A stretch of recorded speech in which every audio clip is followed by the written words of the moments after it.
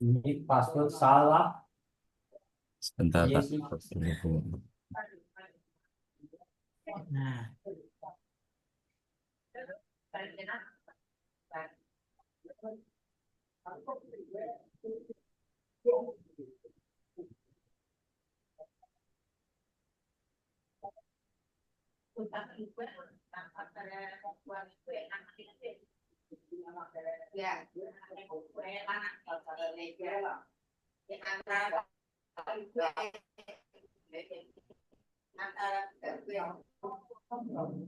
Tak close ya.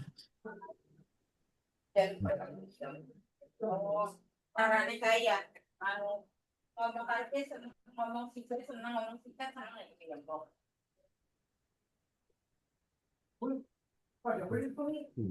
Heeh. Diam tuh Pak. Udah diri ritual sih pura tuh Mas. Nggih, ya, Bu. ritual. Ya udah dimulai ritual dulu berarti. Instagram. Monggo Kang Arif. Terima kasih Bapak Ketua. Di tempat duduk, siap gerak. Lapor peserta Latsar CPNS golongan 3 angkatan 63 sejumlah 32 orang siap mengikuti pembelajaran. Laporan selesai.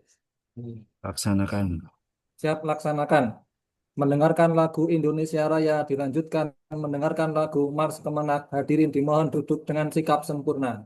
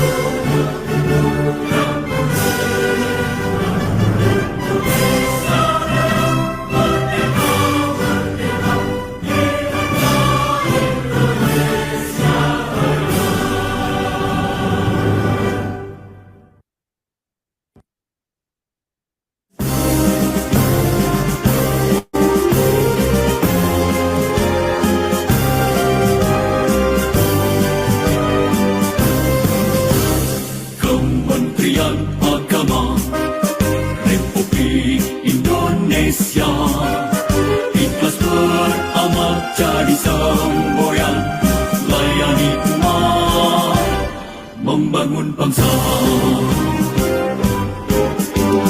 berkhidmat untuk umat dalam keberagaman bersatu padu bergerak dan berkarya wujudkan negeri yang damai.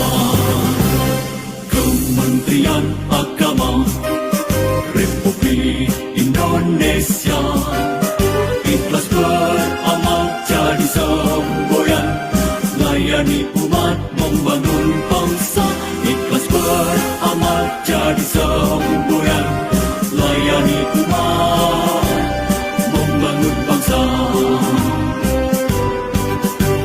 berkhidmat untuk umat dalam keberagaman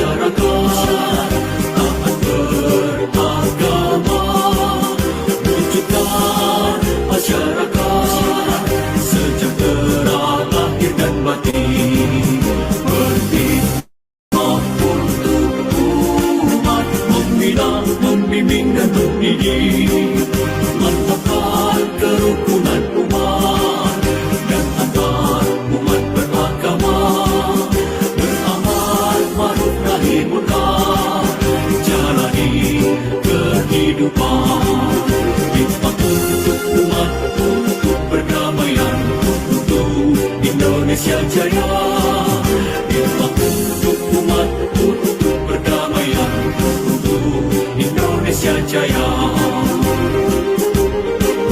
Berhikmah untuk umat, membina, membimbing dan mendidik, wujudkan masyarakat taat beragama, wujudkan masyarakat sejahtera lahir dan batin, berhikmah untuk umat, membina, membimbing dan mendidik, mantapkan kerukunan umat dan antar umat beragama, beramal ma'ruf nahi munkar, jalani kehidupan, hikmat untuk umat, untuk perdamaian, untuk Indonesia Jaya, hikmat untuk umat, untuk perdamaian, untuk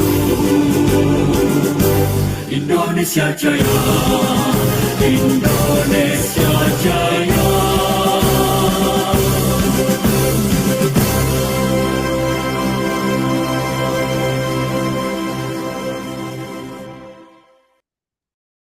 Pembacaan doa.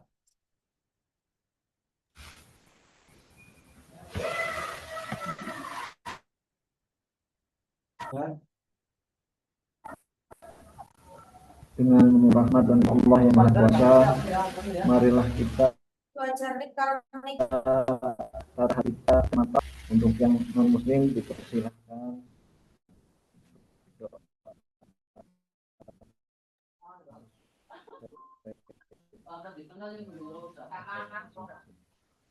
Bismillahirrahmanirrahim. Alhamdulillahirabbil alamin wal mursalin wa ala alihi wa sahbihi ajmain.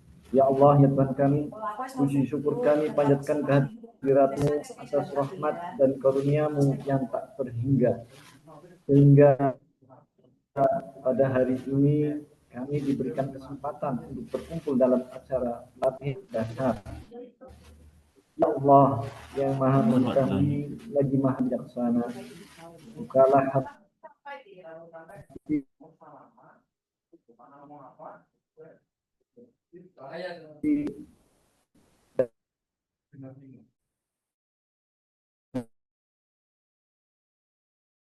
kita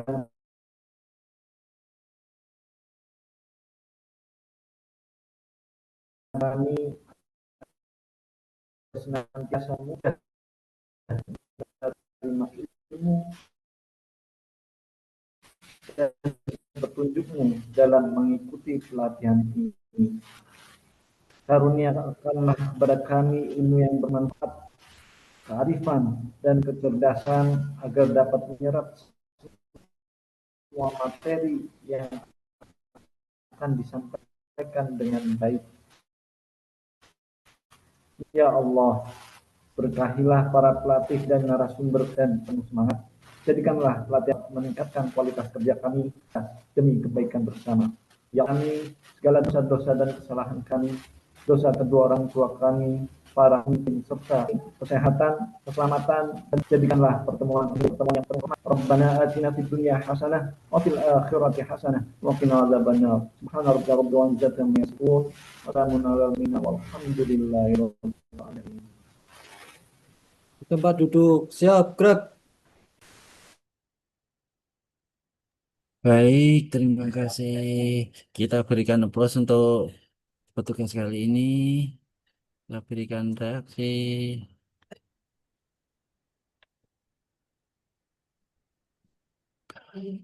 Baik, Bu Ratna, Oke, untuk baik. kali ini bisa langsung kita mulai saja. Oke, baik. Oke, Bismillahirrahmanirrahim. Assalamualaikum warahmatullahi wabarakatuh. Waalaikumsalam warahmatullahi wabarakatuh. Mana kabarnya Bapak dan Ibu hari ini? Alhamdulillah baik, luar biasa. Alhamdulillah sehat semuanya. Oke, selamat siang, salam sejahtera untuk kita semuanya. Ini berarti masih ada yang join 42, ada panitia 3 dan saya 4 orang. Berarti masih ada 2 orang yang belum join.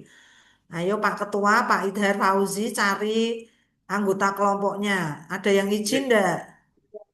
Ada satu Bu, atas nama Misbahul Munir, Yang yang beliau satu? kemarin laka lantas, jadi belum bisa Oh, mengikuti. nggih. Oke. Yang Terus untuk terus tugas yang juga belum bisa Izin mengumpulkan sakit Ibu. perut tadi, Bu, Oh, katanya. oh nggih nggih. Anu nggih atas nama siapa? Misbahul Munir. Murah iki malah sing ngumpulke Dwi Cahyo Muarif kok. Oh, Dwi Cahyo. Ada enggak? Dwi Cahyo ada enggak? Dwi Cahyo ada Bu. Sudah, Mana? Bu. Lah wong iki lagi Yang tak buka kok. Sing kelompok, tugas kelompok iki lho. yang tugas kelompok. Iya, iya kan tugas kelompok kan semuanya ngupload. Lha iki lho malah sing durung jenengan tok siji iki lho. Sudah, Sing Bu. 39 malah yang itu sudah ngupload Mas, sudah Oh, nggih, upload yang itu. alhamdulillah. Oke, ini berarti yang terdeteksi izin satu, berarti yang satu belum terdeteksi ini siapa ini yang belum masuk berarti. Ini Nggih. kan berarti kan 38 yang izin satu 39 berarti masih ada satu yang belum. Ben goleki Mas Yusuf mbek Mas Aldo. Goleki Mas sing siji rong mlebu sapa Mas? Siap, Mungkin di siap. grup ya. Baik, Bapak dan Ibu, pada kesempatan hari ini tentunya sesuai dengan apa yang kemarin sudah saya sampaikan bahwa pada kegiatan sinkronus yang kedua ini kita akan mencoba gitu ya memaparkan atau mereview terkait dengan penugasan di sinkronus yang pertama khususnya pada penugasan kelompok atau LK ketiga di mana proses ini Bapak dan Ibu ini nanti untuk memperkuat Bapak dan Ibu pada saat nanti Bapak dan Ibu menyusun rancangan aktualisasi khususnya di bab 2 nggih, di bab 2 pada bagian deskripsi isu. Ya karena keterbatasan waktu nggih, nanti Bapak dan Ibu monggo untuk memaparkannya mungkin tidak perlu dibacakan semua gitu ya.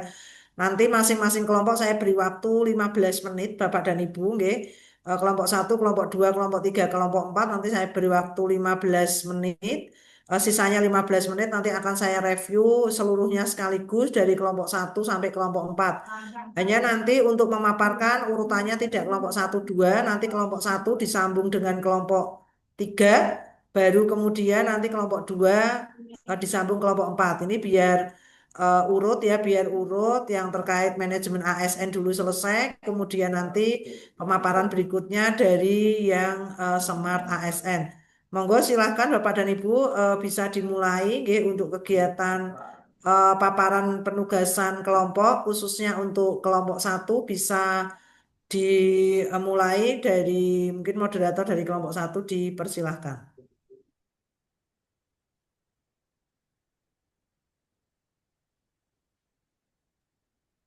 Silakan kepada Mas Agus. Baik, terima kasih kepada Mas Arif Abdul Aziz. Assalamualaikum warahmatullahi wabarakatuh. Waalaikumsalam. Waalaikumsalam warahmatullahi Untuk wabarakatuh. teman-teman, apakah suara saya terdengar dengan jelas? Dengar, Pak. Aman, Kang Agus. Jelas. Dengan Baik, terima kasih. Yang saya hormati Ibu Ratna selaku Widya Suara. Kali ini saya mewakili tim kelompok 1 untuk mempresentasikan mengenai isu-isu yang sudah kami kompilir di masing-masing satuan kerja kami, Bu. Mungkin sedikit curhat Ibu, bahwa memang tugas saya ini terasa sangat luar biasa, Ibu. Saya sendiri yang tadinya nggak pernah tahu apa itu CapCut, Bu. Saya semalam dan teman-teman juga sampai jam 1:30 malam, Bu. Terus juga tadi juga di kantor juga sebenarnya mati lampu, Bu. Itu saya ngungsi dari Wonosobo ngungsi ke Banjarnegara ini Bu. Ini masih ngungsi Ya juga. Jadi Allah. memang perjuangannya luar biasa buat teman-teman juga. Terima kasih. Jadi mohon maaf kalau misalnya nanti dalam saya menyampaikan presentasi ataupun dalam penyajiannya juga banyak kekurangan Ibu. Karena bisa dibilang tugas saya yang kita kerjakan ini adalah tugas Bhinneka Tunggal Ika Bu. Walaupun presentasinya bentuknya beda-beda tetap satu tujuannya Bu. Seperti Ya, itu. oke, Mohon monggo. izin share screen ya Bu ya. Oke. Baik Ibu, dari kelompok satu kita masing-masing terlihat bahwa kita memang semua berperan aktif dalam menyelesaikan tugas ini, Bu. Jadi nanti jangan kaget kalau misalnya nanti formatnya beda-beda ya, Bu ya. Jadi memang kita nggak boleh ada yang tidak bekerja, Bu. Harus semuanya ikutan semua berpartisipasi, Bu. Untuk kelompok satu ini ada 10 anggotanya, yaitu ada Mbak Abdi Putri Brilianti, Agus Sanusat saya sendiri, Ahmad Kosim, Ahmad Syafi'i Aslam, Amri Setiawati, Ana Sohiban, Andi Gustanto Mutarom, Anjal Safitri, Ari Ramadan, dan Arif Abdul Aziz. Ini teman-teman juga berlatar belakang dari instansi yang berbeda, Ibu. Mulai saya dan teman-teman ada yang dari KUA, ada yang dari sekolahan, kemudian ada yang dari instansi di eh, Kemenak Provinsi juga ada macam-macam, Bu. Ini untuk yang pertama, isu yang kita gali itu yang pertama itu mengenai kurang optimalnya pemanfaatan media dalam pembelajaran matematika dengan materi trigonometri kelas 10. Sebenarnya kalau membahas tentang trigonometri saya sendiri juga lupa ya Bu ya. Tapi sedikit saya jabarkan di sini mengenai deskripsi isunya yaitu pemanfaatan media digital dalam pembelajaran trigonometri kelas 10 belum optimal. Meskipun beberapa guru menggunakan bahan digital, dasar presentasi video, penggunaan hal interaktif dan visualisasi dinamis masih sangat minim. Jadi memang salah satu core issue dari 10-nya ini salah satunya adalah menekankan kepada penggunaan teknologi Bu. Jadi mulai dari pembelajaran, terus juga nanti ada beberapa sistem juga, beberapa eh, memang membahas mengenai teknologi seperti itu. Jadi memang teman-teman juga mencoba untuk mengedepankan prinsip ASN berakhlak yaitu adaptif, Bu. Jadi memang adaptasi dengan perkembangan zaman seperti itu. Data data dan fakta yang relevan terkait isu ini adalah tingkat penggunaan platform masih rendah, rendahnya frekuensi, ketidakmerataan akses, kemudian juga evaluasi pembelajaran masih dominan soal hitung manual tanpa alat digital. Dampaknya itu memang sangat beragam di siswa kelas 10, yaitu pemahamannya itu bersifat mekanis, terdapat kesulitan, guru-gurunya juga mengalami stagnasi profesional, kemudian sekolah atau sistem manajemennya juga mengalami performa pembelajaran yang turun. Kemudian dari orang tua sendiri juga berimbas, yaitu meningkatnya ketidakpuasan terhadap kualitas pembelajaran. Kemudian selanjutnya yang kami bahwa isunya adalah ini punya saya sendiri Bu, yaitu mengenai bimbingan perdagangan digital atau bimbing digital dan implementasi manajemen ASN. Jadi memang bimbingan perkawinan itu biasanya Ibu itu masih secara tapi ternyata setelah saya beberapa bulan masuk di KUA, belajar di KUA itu ternyata di KUA sendiri kebanyakan yang mereka masih Gen Z Bu. Jadi di bawah 25 tahun itu banyak sekali Bu. Makanya dengan digital ini semoga apa yang digunakan dengan konten yang bagus, yang menarik, itu semoga bisa masuk ke alam sadar bahwa mereka jadi paham dan mengetahui, bahkan bisa menjadi pedoman mereka setelah mereka menikah kelak. Nanti jangan lupa Bu, di fallback punya saya Bu, Akusan Rosat di TikTok sama di Instagram. Belum selesai Deskripsi semua saya dari oh ya, pagi nge-zoom terus kok. deskripsi isunya Oke. itu tentang pernikahan di Indonesia yang tadi saya bilang bahwa banyak pemahaman itu tentang pernikahan itu masih seputar tentang nanti mempersiapkan undangan, mempersiapkan catering dan lain sebagainya. Tapi mereka secara batiniah itu banyak yang belum mengerti tujuan menikah itu apa, dasarnya seperti apa. Dengan saya membuatkan bimbingan pernikahan digital, insya Allah ini akan lebih berdampak lagi kepada mereka. Tujuannya seperti itu, Bu. Data dan faktanya bahwa menurut BPS mencatat tahun 2020 terdapat 440 ribu kasus perceraian di Indonesia. Ini memang terdapat anomali, Bu.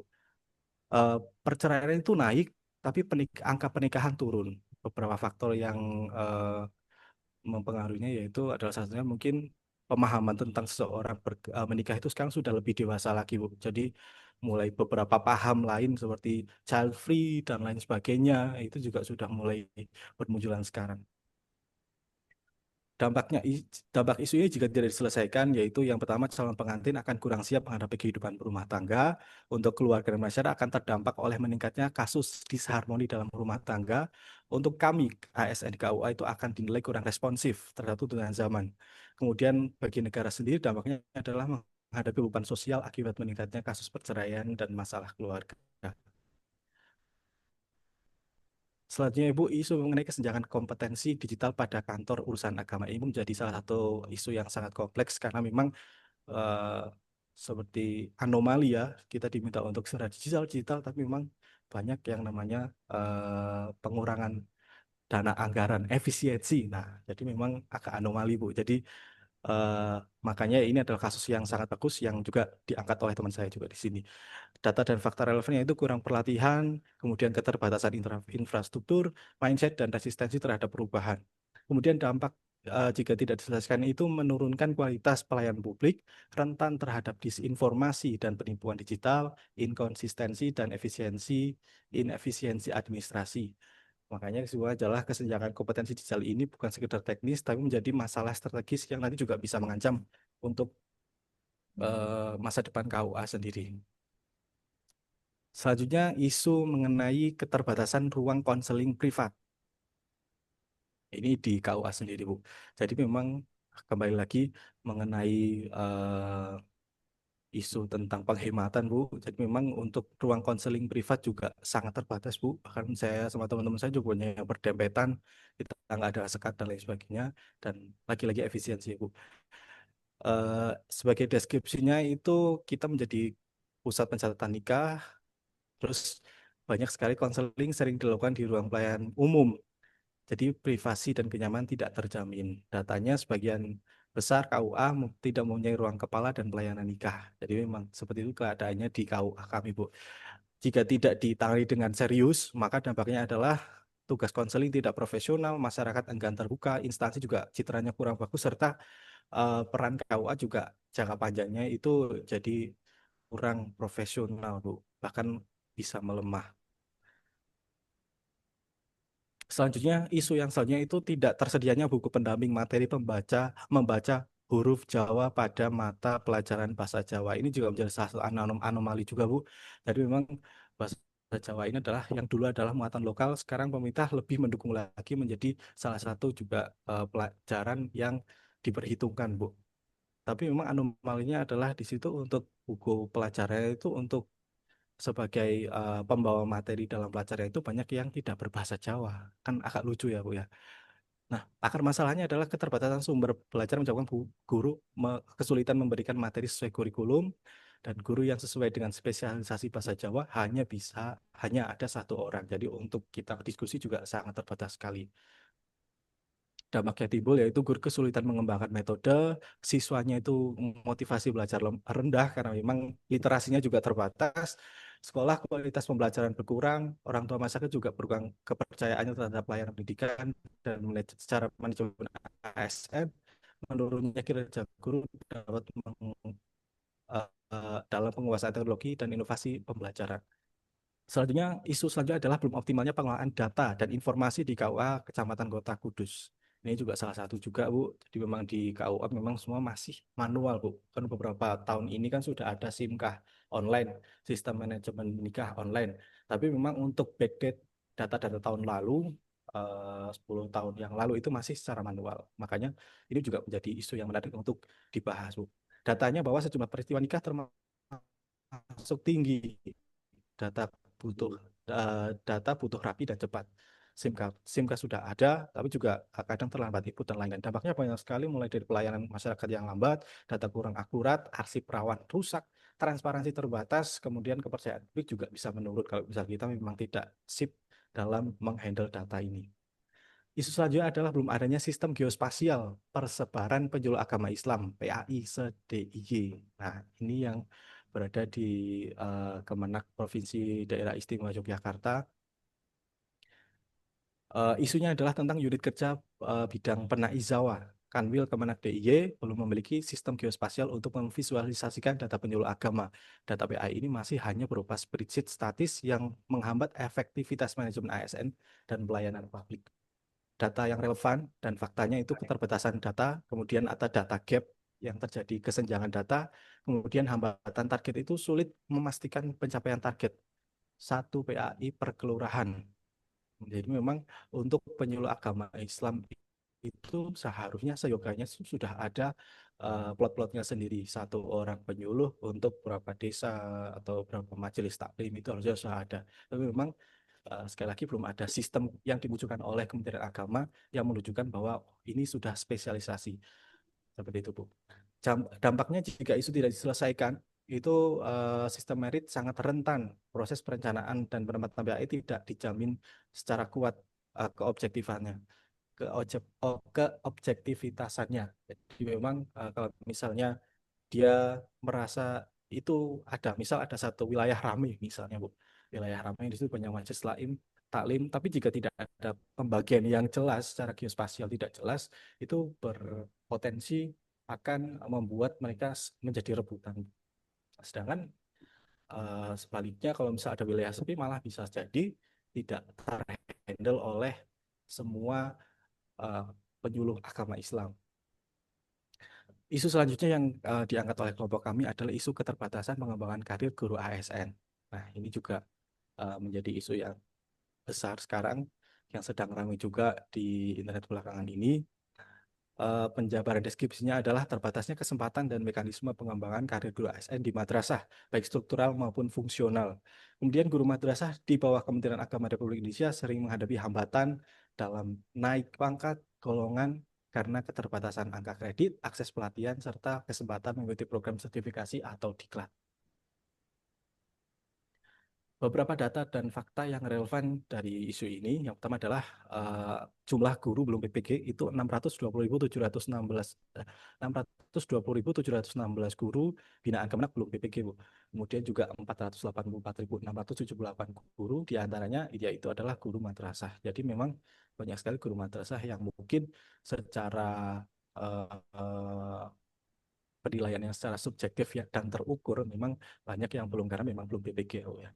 Kemudian yang selanjutnya adalah stagnasi pangkat 4A, yaitu 4A guru, sekian, 4B, dan lain sebagainya bisa dibaca di data di sini. Jadi kan kebanyakan mereka itu masih stagnan. Untuk naik itu agak susah bagi yang teman-teman dari Kementerian Agama.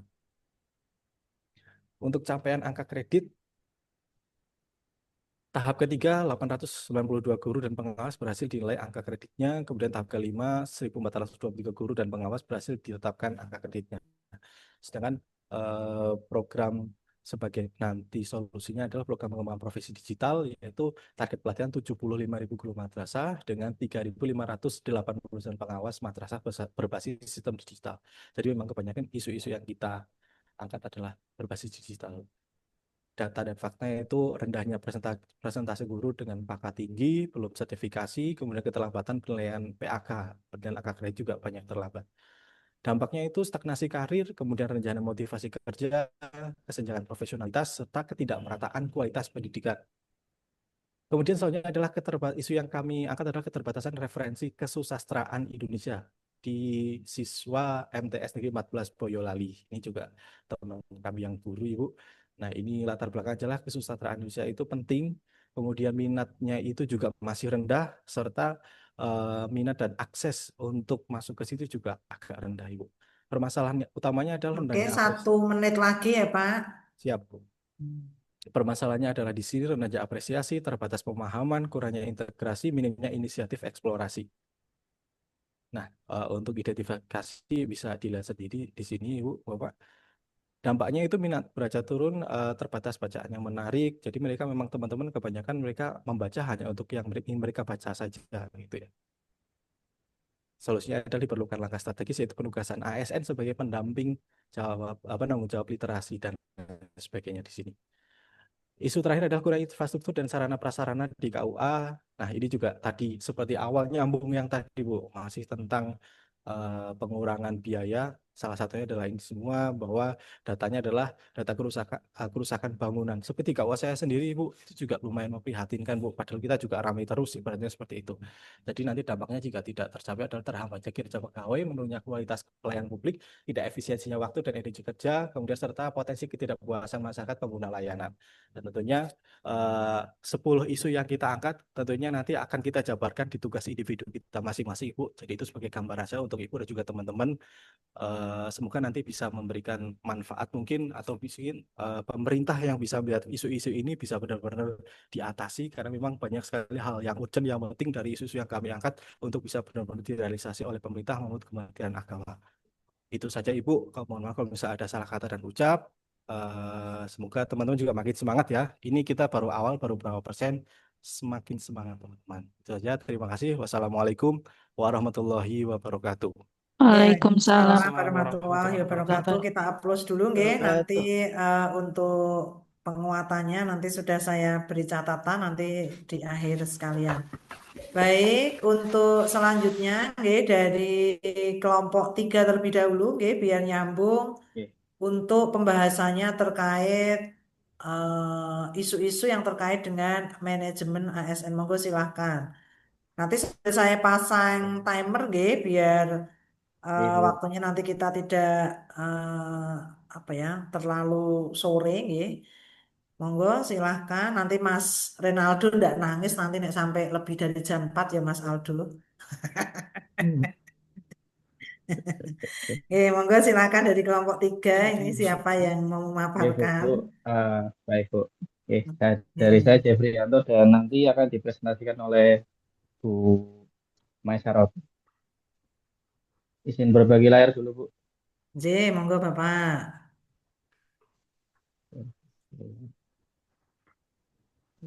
Oke ya, saya malah iki salah. Nah, oke, saya mulai ya, start ya. Oke, silakan. Monggo. Baik. Bismillahirrahmanirrahim. Assalamualaikum warahmatullahi wabarakatuh. Waalaikumsalam warahmatullahi wabarakatuh.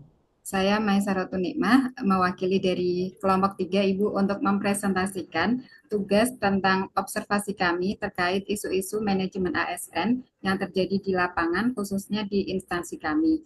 Nah, semalam kami sudah sepakat untuk mengirimkan satu isu tiap individu yang terkait dengan manajemen ASN yang terjadi di satker kita.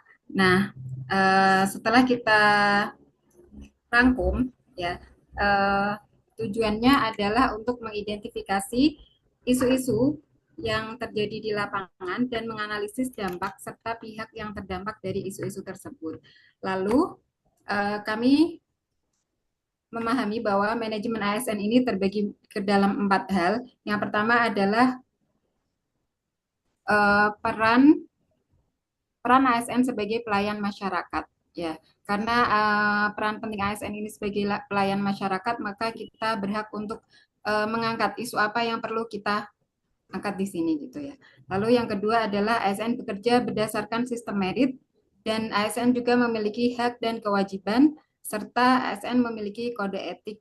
Ya, jadi kita sebagai ASN harus memperhatikan 4 hal ini gitu. Dan selanjutnya kami sudah mengirimkan beberapa isu. Nah, dari satker kami kebetulan terbagi menjadi 2.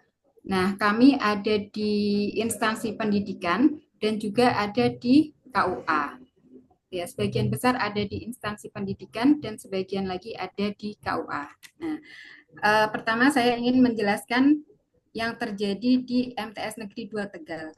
Isu yang diangkat adalah kurangnya kedisiplinan dari para guru, yakni mungkin terkait seragam, terkait jam kerja gitu ya. Nah, ini berdasarkan observasi sejak pertama kali bertugas, yakni sekitar 4 bulanan ya. Nah, dampaknya apa? Dampaknya adalah wibawa instansi ini jelas menurun. Lalu seperti pelanggaran-pelanggaran ini sudah terbiasa gitu, jadi dinormalisasikan. Nah, selanjutnya adalah kurangnya teladan bagi anak. Jadi anak itu mendapatkan teladan yang kurang baik seperti itu.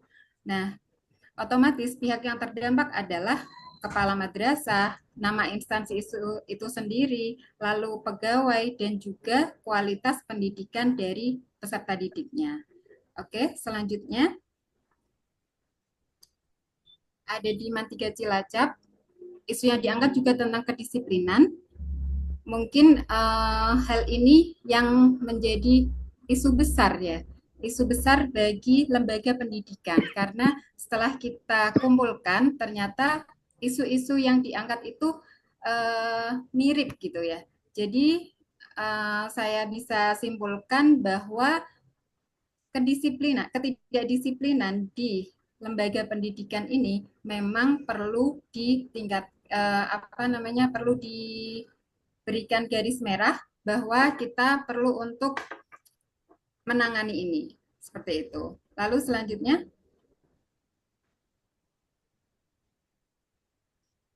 ya. Nah, ini di KUA ya, Bu ya. Di KUA itu biasanya karena KUA itu dulunya memang dikelola oleh bapak-bapak atau ibu-ibu gitu ya, yang memang belum melek teknologi. Maka tentu saja adaptasi terhadap teknologi ini sangat kurang. Dan kita sebagai mungkin sekarang generasi milenial dan juga Gen Z melihat bahwa perkembangan teknologi ini sudah sangat cepat. Kalau kita tidak bisa mengikuti, maka kita yang akan tertinggal. Jadi isu yang diangkat di sini adalah isu kurangnya adaptasi perkembangan teknologi, terutama dalam pengelolaan arsip, yang mana nanti dampaknya itu akan membuat pelayanan itu lambat gitu ya. Misalkan butuh data pernikahan tahun 1908 berapa gitu ya. Nah, kalau misalkan dicari manual itu semua pegawai nyari pun kayaknya susah gitu ya. Makanya isu ini perlu kita sampaikan. Lalu selanjutnya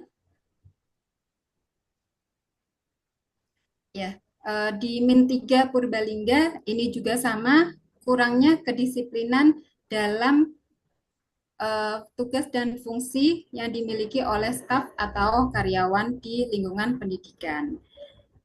Jadi saya maaf Pak, boleh di skip langsung ke slide selanjutnya. Ya, ini di KUA Selomerto. Ini juga terkait dengan sarana prasarana kearsipan. Ya, lagi-lagi tentang kearsipan. Oke, selanjutnya Pak.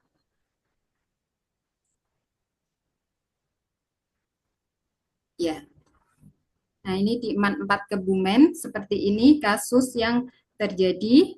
Selanjutnya, mungkin nanti saya akan menjelaskan di akhir ya.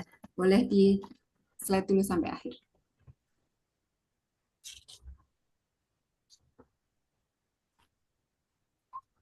Oke, ini di KUA Ngadirojo ya. Next, Pak.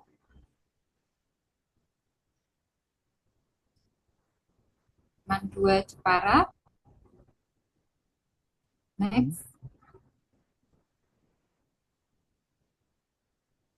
Di MTS Negeri 5 Demak. Oke.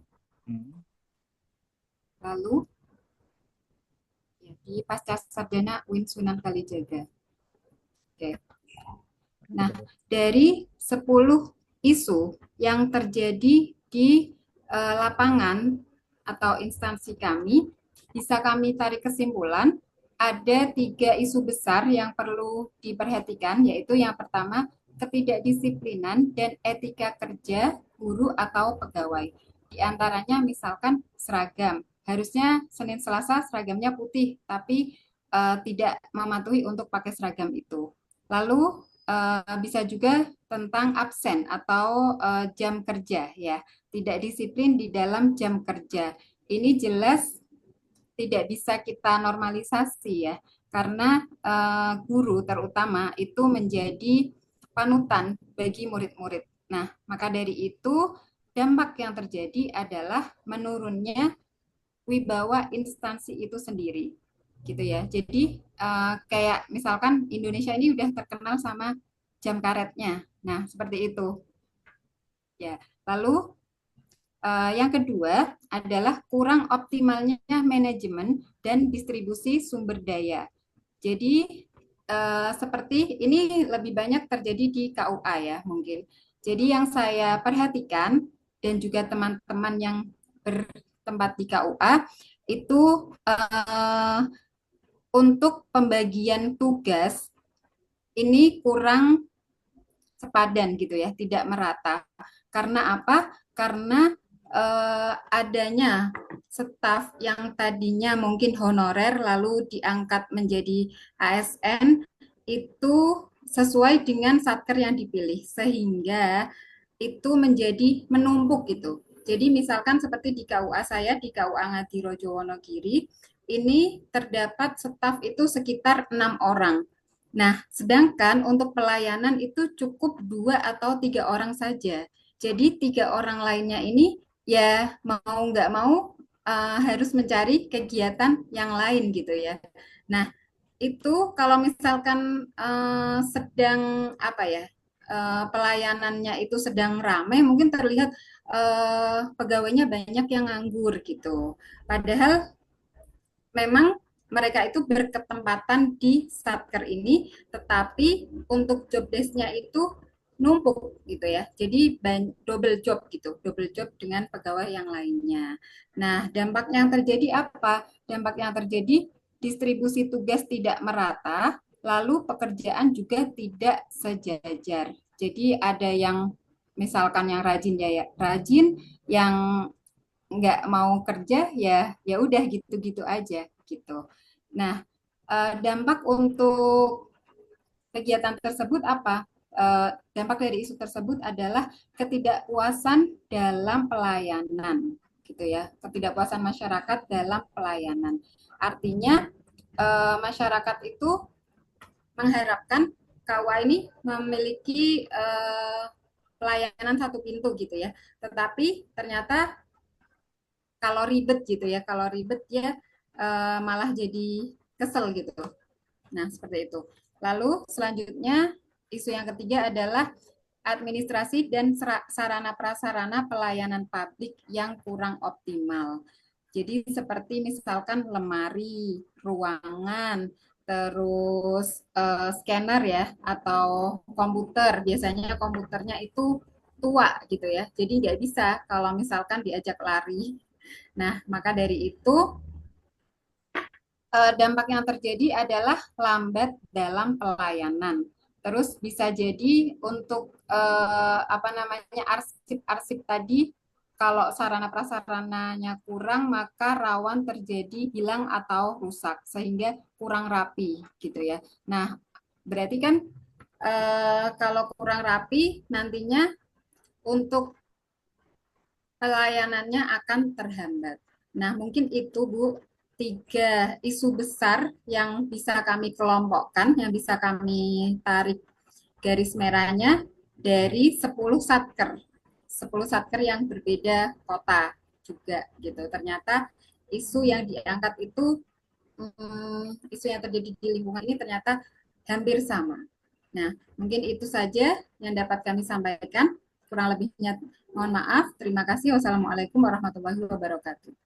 Waalaikumsalam warahmatullahi wabarakatuh. Untuk kelompok 3 nggih. Oke, baik nggih. Selanjutnya nggih dari kelompok 2. Mohon izin share screen. Oke.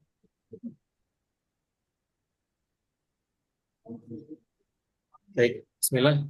Assalamualaikum warahmatullahi wabarakatuh. Yang hormati Ibu Bu Ratna selaku Ketua Suara, Bapak Ibu panitia dan rekan-rekan peserta yang kami banggakan. Saya Aulia Nuridwan dari kelompok 2 yang akan menyampaikan terkait identifikasi isu ASN pada unit kerja atau satker kami masing-masing.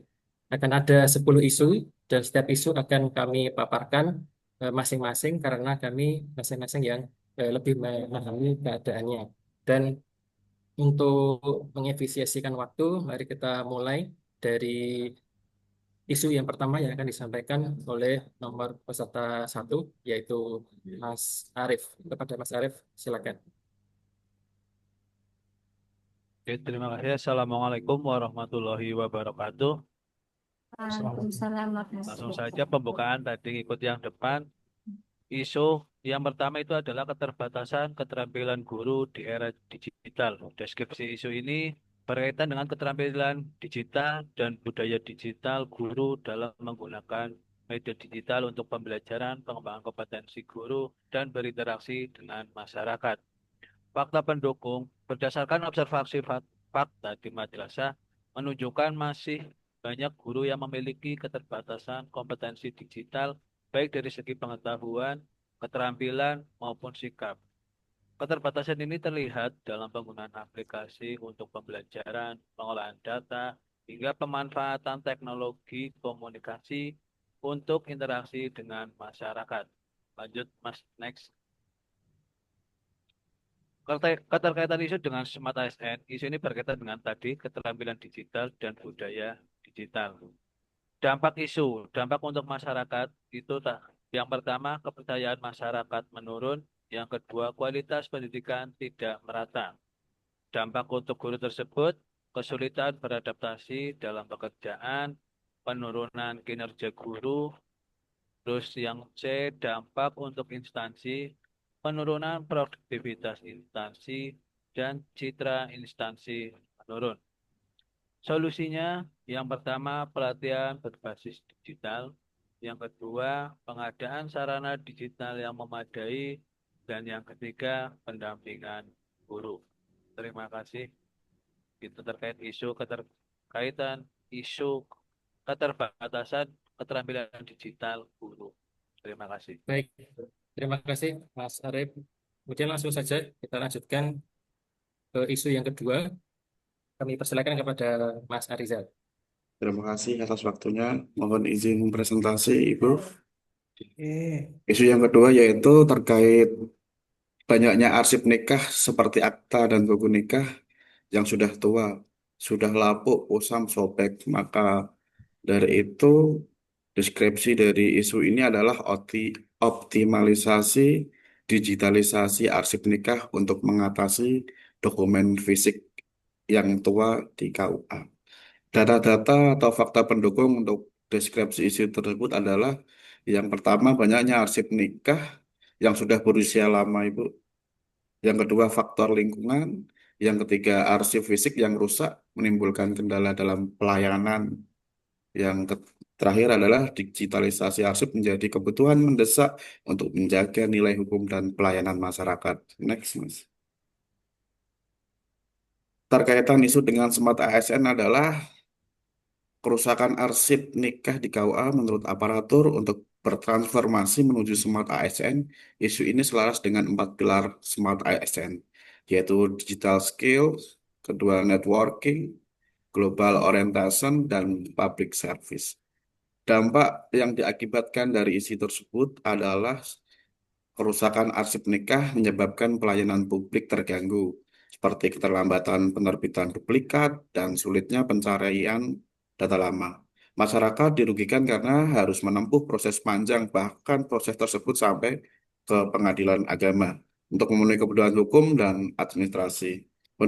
Kondisi ini juga menurunkan kepercayaan publik terhadap KUA dan menghambat terwujudnya pelayanan prima berbasis Smart ASN.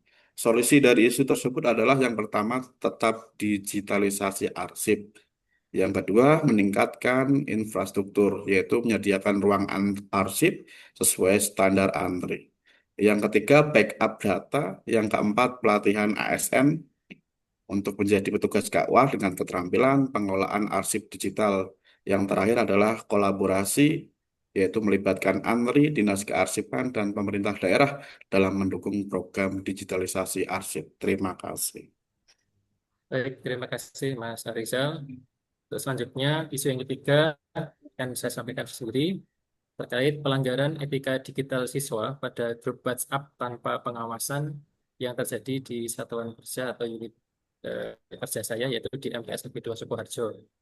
Di sekolah kami ditemukan grup WhatsApp yang dibuat oleh siswa tanpa pengawasan guru atau wali kelas yang berisi percakapan yang dengan menggunakan bahasa kasar, candaan berlebihan, hingga konten yang tidak sesuai norma agama, dan juga tidak menunjukkan sifat sikap nasionalisme dan sebagainya. Dan hal-hal ini tentunya tidak hanya sekedar karangan, tapi benar-benar fakta dan data yang kami kumpulkan dari wali kelas, guru BK, dan juga laporan-laporan dari orang tua atau wali murid yang kadang juga merasa resah setelah melihat HP atau WhatsApp anak-anaknya. Dan di sini saya juga kebetulan diamanai menjadi wali kelas dan menemukan sendiri hal-hal tersebut. Dan kadang mirisnya hal-hal ucapan-ucapan kasar itu disampaikan, dikatakan oleh anak-anak putri atau perempuan.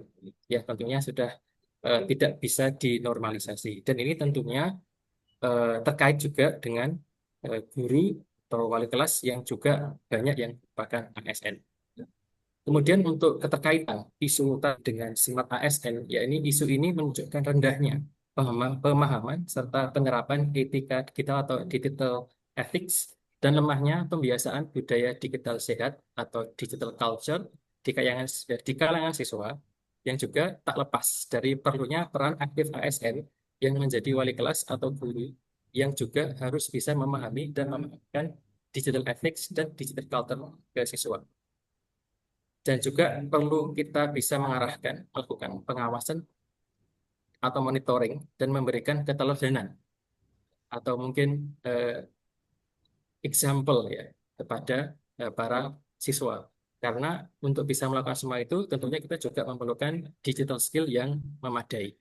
Kemudian dampak isu tersebut untuk siswa bisa nanti akan semakin terbiasa berkata kasar atau kata kotor, kemudian terpapar pengaruh negatif karena bisa saling share konten-konten apapun karena tidak ada pengawasan, kemudian kehilangan arah etika digital, dan yang juga akan sangat gawat adalah cyberbullying karena bullying ini termasuk meresahkan dan harus kita cegah.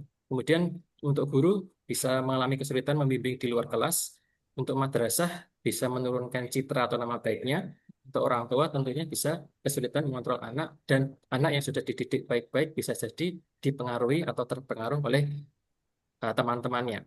Dan untuk masyarakat tentunya bisa mengurangi kepercayaan masyarakat pada lembaga kami.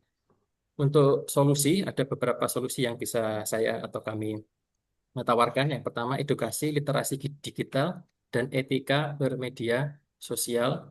Kemudian pengawasan guru terhadap siswa melalui grup resmi, dan perlu juga bisa dilakukan dengan berbagai strategi dan kerjasama dengan atau kolaborasi dengan guru BK dan orang tua untuk pengawasan. Misalnya dengan guru BK kita ada solusi jangka pendek misalnya dengan razia dan sebagainya agar mencegah adanya grup tersebut. Kemudian membuat peraturan atau code of conduct ya, tata tertib komunikasi digital. Selain dari segi peraturan, tentu kita juga perlu pahamkan mengapa. Jadi lebih bisa mindful, mereka bisa memahami mengapa harus melakukan atau tidak melakukan sesuatu.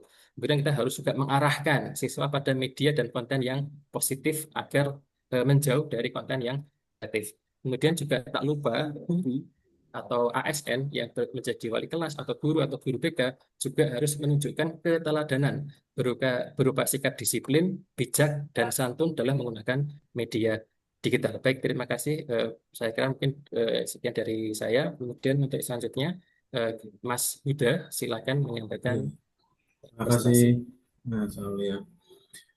Untuk isunya, saya mengangkat belum optimalnya penggunaan akun media sosial resmi di KUA, karena selama 4 bulan sekarang ini, masyarakat masih cenderung lebih banyak menggunakan informasi yang tradisional, yaitu lewat mulut ke mulut, dan tidak adanya gerakan untuk literasi membaca yang dibangun. Nah, tak sayangnya, nanti tidak ada eksistensi dalam pengelolaan media sosial ini menjadi penghambat untuk menggerakkan literasi baca masyarakat. Nah, data fakta yang ada, ini belum ada SDM yang konsen dalam mengurus akun media sosial. Kemudian jumlah anggotanya memang masih minim, Terus di antara kita juga memang masih gagap dalam menyalurkan ide menarik dalam pembuatan konten dari segi seninya gitu. Dan memang masih belum memadai. Konten selanjutnya, ini untuk keterkaitan isu saya salah ketik, harusnya ini digital skill bukan digital culture ya. Ini salah, benar-benar salah ketik karena salah pemahaman saya. Nah, dampak isunya ini kita nanti ASN itu tidak tanggap dalam perubahan zaman. Terus harusnya informasi itu bisa meluas karena hanya masih dilakukan secara tradisional mulut ke mulut, jadi tidak optimal untuk informasi luasnya itu. Nah, solusinya latihan SDM dalam pengelolaan media sosial resmi dan penjadwalan jam tayang konten karena melihat mukhotob kita atau objek masyarakat kita karena sudah generasi Z yang masih muda-muda ini, mereka lebih banyak melihat media sosial. Jadi itu dari saya, terima kasih. Baik, terima kasih Mas Huda atas pemaparannya. Kemudian selanjutnya kepada Mbak Ina kami persilakan. Baik, untuk isu selanjutnya dari saya yaitu belum optimalnya sosialisasi jaminan produk halal di Kabupaten Gunung Kidul. Sosialisasi yang ada saat ini masih menggunakan luring, yaitu tatap muka. Hal ini menyebabkan sosialisasi kurang efektif dan efisien mengingat banyaknya daerah di Kabupaten Gunung Kidul yang jaraknya relatif jauh dari pusat kota, sehingga apabila dengan luring untuk sosialisasi menjadi tidak merata. Data yang ada berdasarkan jumlah UMK masih ada 30.797 produk yang belum memiliki sertifikat halal. Selain itu, terbatasnya jumlah pendamping halal yang aktif dan sebagian besar pendamping yang ada merangkap menjadi P3K penyuluh agama Islam. Selain itu, berdasarkan hasil observasi, belum ada konten halal di akun media sosial Kemenak Gunung Kidul. Next, Mas. Keterkaitan isu dengan Smart ASN, dengan adanya penggunaan media sosial untuk sosialisasi jaminan produk halal akan meningkatkan digital skill seorang ASN. Kemudian dampak isu untuk pelaku usaha tidak mendapat informasi tentang kewajiban sertifikasi halal serta adanya fasilitasi sertifikasi halal bagi UMK. Bagi masyarakat umum, kurangnya literasi halal menyebabkan rendahnya kesadaran masyarakat terkait pentingnya produk halal, khususnya untuk umat muslim. Instansi Kemenak sendiri akan dianggap mengawal implementasi jaminan produk halal sesuai dengan amanat yang ditetapkan. Pendamping halal pun dinilai kurang maksimal dalam mensukseskan percepatan sertifikasi halal. Solusinya adalah membuat konten halal di akun media sosial Kemenak Gunung Kidul, bisa berupa infografis, video singkat, atau carousel, menggunakan bahasa yang sederhana dan visual yang menarik. Selain itu, bekerja sama dengan dinas-dinas untuk memperluas jangkauan konten yang lebih luas. Monitoring dan evaluasi juga dilakukan terhadap konten halal, serta membuat survei online yang apakah bermanfaat bagi masyarakat atau tidak. Sekian. Next akan dilanjutkan oleh Mas Danu. Baik, terima kasih. Mas Danu, monggo. Yes, terima kasih. Isu yang saya angkat adalah kurangnya pola hidup sehat siswa di MTSN 9 Gunung Kidul. Untuk deskripsi isu adalah banyaknya siswa MTS 9 Gunung Kidul yang belum membiasakan pola hidup sehat seperti jarang sarapan, sering jajan makanan cepat saji, kurang minum air putih, dan kurang aktivitas fisik. Untuk data dan fakta pendukung, survei internal menunjukkan sekitar 50% siswa mengaku jarang sarapan sebelum sekolah. Warung atau penjual di dekat madrasah masih didominasi jajanan tinggi gula dan gorengan atau berminyak. Tes kebugaran jasmani memperlihatkan sebagian siswa cepat lelah saat melakukan aktivitas fisik. Beberapa siswa mengalami masalah kesehatan ringan, sakit kepala, obesitas, dan terkait pola makan yang kurang baik. Next, Mas. Untuk keterkaitan isu dengan Smart ASN, pertama berorientasi pelayanan, memberikan layanan pendidikan kesehatan yang bermanfaat, profesionalisme, mengembangkan pembelajaran PJOK berbasis health education, kemudian kerjasama dengan UKS, puskesmas, dan orang tua, menjawab tantangan gaya hidup siswa dengan program inovatif. Secara global, menanamkan gaya hidup sehat sesuai tren healthy lifestyle dunia. Untuk dampak isu bagi siswa, menurunnya konsentrasi Mungkin belajar agak beresiko. dipercepat saja, nanti langsung pada Identifikasi isu sama keterkaitan isu dengan smart ASN-nya di isu yang lain. Oke. Baik, Ibu. Oke. Ya, untuk solusi digital skill, health tracker siswa mendapat harapan, digital etik, kampanye bijak, dan digital siswa membuat poster video, digital culture, madrasah sehat, go online, pengumuman minuman air putih bersama melalui WA atau pengeras suara, dan digital safety melalui workshop dan literasi digital. Mungkin sekian dari saya. Terima Oke, terima kasih. kasih Mas Danu. Ya, Selanjutnya ya. langsung Mbak Dewi, langsung kita ke keterkaitan gitu. Oke, sebutkan isunya, kemudian keterkaitan isu dengan smart ASN-nya. Oke. Mbak Dewi, monggo silakan. Ya, oke. Saya tadi mute. Baik. Karena ini memang sepertinya sepele, tapi menurut saya kalau ini tidak diselesaikan, contoh kasusnya di Satker saya ini juga nanti akan ada persoalan-persoalan berikutnya yang nggak selesai-selesai, seperti akan terus seperti itu terus ya. Ini resistensi perubahan di kalangan ASN senior. Sedikit ya sebelumnya Mas, ya. Resistensi ini saya pakai dalam bentuk istilah karena memang kalau semisal langsung terang-terangan itu kayaknya nggak enak ya bahasanya ya. Jadi sebenarnya resistensi ini adalah sikap menolak atau sulit menyesuaikan diri terhadap perubahan baru dalam pekerjaan seperti penggunaan teknologi, prosedur kerja atau kebijakan baru yang biasanya disebabkan oleh kebiasaan lama. Next. Ya, keterkaitan isu dengan smart ASN yang pertama adalah digital skill, di mana ASN senior umumnya kurang menguasai keterampilan digital dasar maupun lanjutan sehingga muncul rasa enggan, takut, salah atau bergantung pada ASN yang baru. Nah, terus kemudian juga berkaitan dengan digital culture, artinya budaya kerja yang terbentuk itu lama dan sering berorientasi pada cara manual ya, belum sesuai dengan perubahan ke arah digital.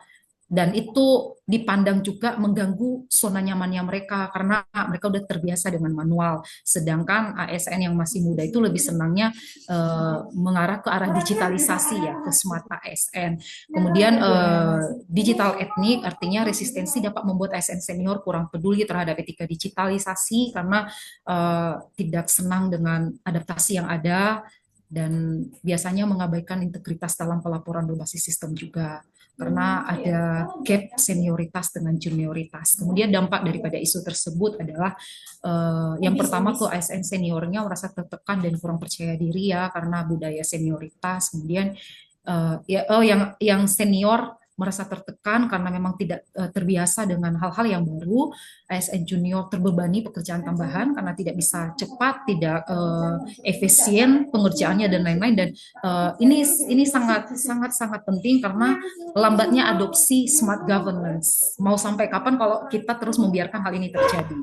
Artinya harus ada langkah yang selangkah lebih maju daripada ASN-ASN muda untuk membawa perubahan di Satker yang ada. Kemudian dampaknya ke masyarakat otomatis tidak mendapatkan pelayanan publik yang cepat, mudah, dan berbasis digital sesuai dengan smart governance. Kemudian alternatif solusi sederhana saja, mungkin memberikan pelatihan khusus kepada ASN yang senior. Kalau memang itu belum, nanti mungkin pendekatan secara mentoring dibuat berpasangan, semisal senior junior.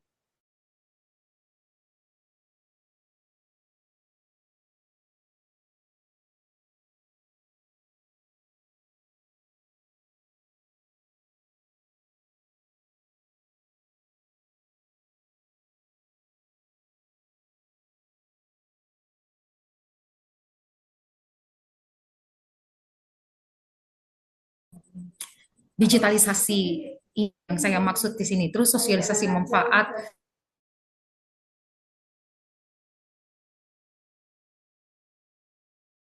terakhir kebijakan transisi, memberikan masa penyesuaian. Jadi nggak melulu yang junior ini memaksakan, aduh ayo yang tua kamu harus segera mungkin, kan nggak bisa. Nah, mereka juga perlu menyesuaikan, artinya kebijakan transisi ini perlahan-lahan tapi berprogres dan konsisten. Demikian dari saya kembalikan kepada moderator. Terima kasih Mbak Dewi. Langsung saja Mas Dwi Cahyo, monggo. Baik, selanjutnya langsung saja isu yang kami angkat yakni belum optimalnya pendaftaran online nikah pada SIMKah Web. Kemenak mempunyai SIMKah web, akan tetapi baik ASN maupun masyarakat belum memahami betul bagaimana mendaftar nikah online pada SIMKah. Langsung lanjut saja Mas. Keterkaitan isu dengan smart ASN, yakni smart governance, tata kelola cerdas ASN dituntut untuk terus mendorong terciptanya tata kelola pemerintahan yang efektif, efisien, dan transparan, modernasi pelayanan publik, peningkatan infrastruktur dan keterampilan ASN agar dapat memberikan layanan modern berbasis teknologi informasi. Terakhir, teknologi savvy, melek teknologi. ASN yang belum sepenuhnya adaptif terhadap teknologi informasi. Dampak dari isu tersebut, yang pertama, dampak terhadap masyarakat, pelayanan menjadi kurang efisien, kesulitan dalam mengakses layanan publik digital, potensi muncul ketidakpastian informasi. Dampak isu tersebut terhadap kinerja KUA, beban administrasi meningkat, efisiensi kerja ASN menurun, dan terlambatnya transformasi digital layanan publik. Dampak terhadap lembaga atau Kementerian Agama, citra pelayanan publik menjadi turun, data perkawinan nasional menjadi kurang akurat dan tidak real time, dan hambatan dalam mewujudkan smart ASN dan digitalisasi pelayanan publik. Solusi yang pertama, peningkatan sosialisasi kepada masyarakat umum. Yang kedua, penguatan kapasitas ASN dan petugas KUA. Yang ketiga, perbaikan infrastruktur, teknologi, dan jaringan. Yang keempat, penerapan pelayanan hybrid online maupun manual.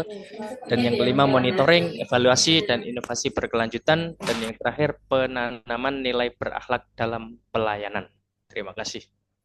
Terima kasih Mas Dwi Cahyo. Langsung saja Mas Eko, monggo menyampaikan isunya. Baik, terima kasih Mas Ridwan atas waktunya. Untuk isu yang saya angkat kali ini yaitu berjudul kurang optimalnya pengawasan karena belum tersedianya kertas kerja monitoring audit pada SPI UIN Salatiga.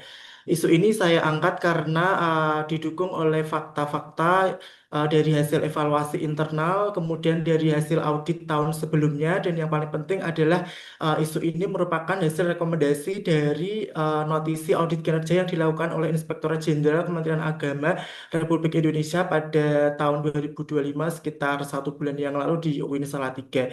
Nah, deskripsinya yaitu karena belum tersedianya kertas kerja monitoring audit sebagai instrumen standar dalam mendokumentasikan setiap laporan pertanggungjawaban yang disajikan oleh setiap fakultas unit maupun pasar sarjana. Next, Mas. Ya, jika dikaitkan dengan isu dengan smart ASN, maka ada dua hal yang terkait, yaitu tentang digital skill dan digital culture. Dari sisi digital skill, karena auditor belum sepenuhnya difasilitasi untuk menggunakan keterampilan digital dalam menyusun, mengolah, dan mendokumentasikan proses pengawasan secara sistematis sehingga pencatatan masih manual dan tidak terintegrasi. Sementara itu, dari aspek digital culture, budaya kerja yang adaptif terhadap teknologi belum terbentuk, terlihat dari belum adanya kebiasaan kolektif untuk memanfaatkan sistem digital sebagai standar dalam monitoring audit. Akibatnya proses pengawasan berpotensi tidak konsisten, sulit ditelusuri, dan kurang akuntabel. Untuk dampak isunya ada bisa terkait kepimpinan, fakultas, auditor itu sendiri maupun mahasiswa dan publik.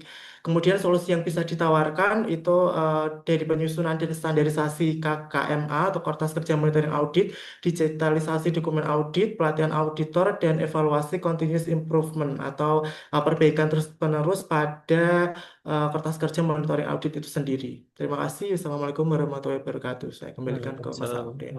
Terima kasih Mas Eko. Silakan untuk yang terakhir dari Mbak Ella. Terima kasih kesempatannya.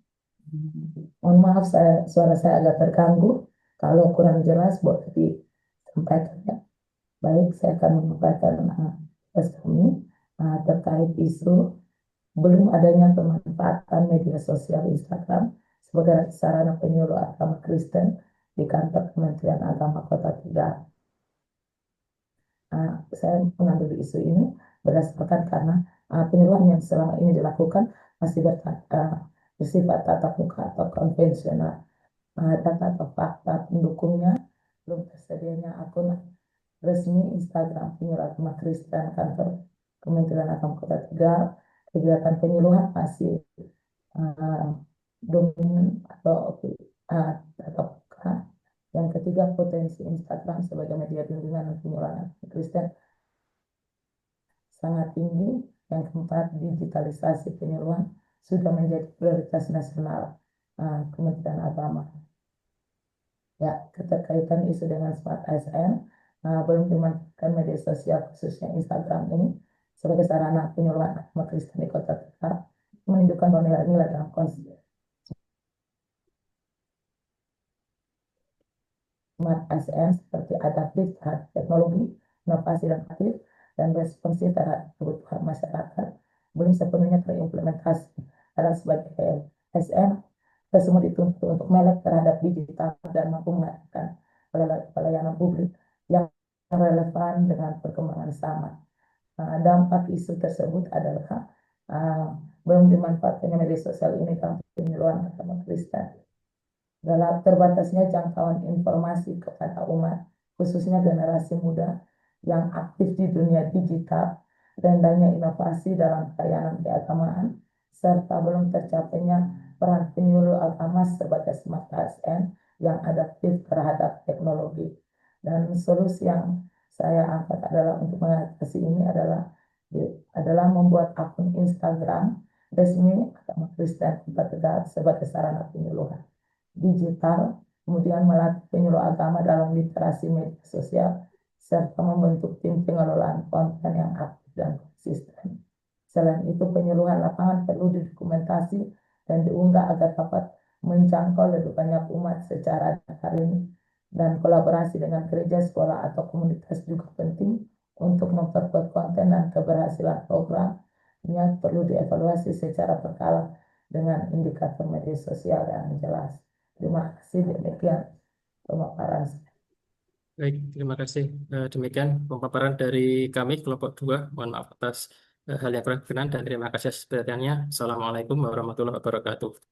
Ya, Waalaikumsalam warahmatullahi wabarakatuh. Oke, baik. Untuk yang selanjutnya dari kelompok 4, monggo disilakan. Kalau bisa waktunya jangan terlalu lama, mungkin tidak perlu dibaca semua. Mungkin nanti Bapak dan Ibu fokus dulu pada pendeskripsian isu yang kita kaitkan dengan agenda ketiga. Monggo silahkan dari kelompok 3 siapa yang mau memaparkan, silahkan. Baik, Assalamualaikum warahmatullahi wabarakatuh. Waalaikumsalam warahmatullahi wabarakatuh. Baik, untuk izin share screen ya, Bu. Oke.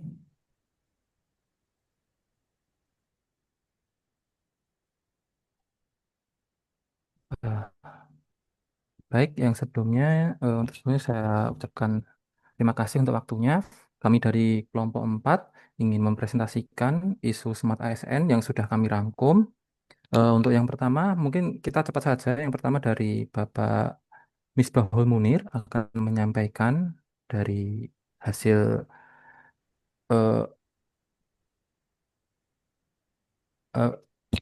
cek. Siap. Ya, Mas. Terdengar suara saya? Ya, silakan. Oke. Assalamualaikum warahmatullahi wabarakatuh. Waalaikumsalam warahmatullahi wabarakatuh. Widya Iswara, Ibu Ratna, maaf kemarin saya tidak bisa gabung. Sekarang untuk sekedar membacakan presentasi karena saya kondisi sedang ada di rawat inap di rumah sakit. Oke, Pak. Isu yang kami angkat di sini adalah metode atau media pembelajaran akidah akhlak yang kurang menarik. Karena memang faktanya di lingkungan tempat saya mengajar itu siswa kurang meminati. Karena akidah itu seperti pelajaran yang kurang menyenangkan, terlalu teoretik. Akhirnya mereka tidak menarik. Maka kemudian saya angkat media yang digunakan dan metode yang digunakan. Kemudian isunya adalah bahwa peserta didik itu akan mudah teralihkan konsentrasinya ketika menggunakan metode yang monoton. Media juga kurang menarik. Maka kemudian solusi daripada masalah ini adalah bagaimana penggunaan alat-alat teknologi. Gadget bisa digunakan, kemudian ada proyektor, juga ada sekarang sudah mulai ada diberlakukan kayak LCD gitu di depan.